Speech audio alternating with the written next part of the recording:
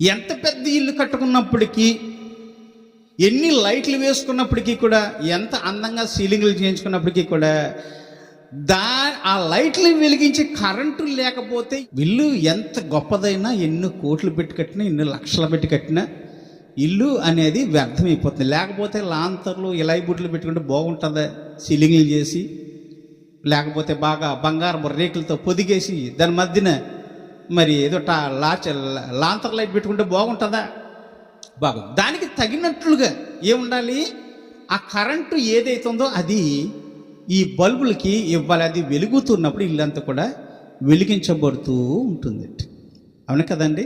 మరి దేవుని ఆలయంలో ఉన్నటువంటి ఈ దీపపు స్తంభము వెలిగించబడకపోతే ఆలయానికి వెలుగు ఎక్కదు.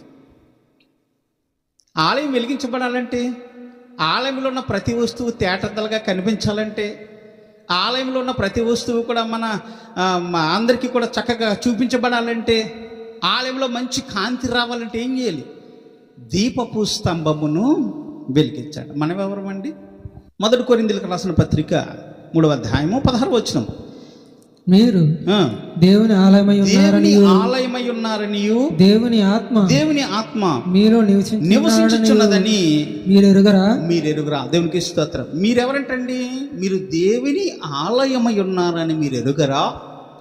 మీలో దేవుని ఆత్మ నివాసము చేస్తుందని మీకు తెలియదా? అవునండి, దేవుని ఆత్మ మనలో ఉంది. దేవుడు ఒక ఆత్మను పెట్టాడు మనకి. ఈ ఆత్మ వెలిగించబడకపోతే ఈ ఆలయానికి వెలుగు ఎక్కడిది? ఈ ఆలయం అందంగా కనిపిస్తుందా? ఈ ఆలయంలో అందం వస్తుందా? కాంతి కనిపిస్తుందా? కాంతి కనిపించదు. దీపం మాత్రం పెట్టాం, లైట్లు వేసుకున్నాం, అన్నీ చేస్తాం.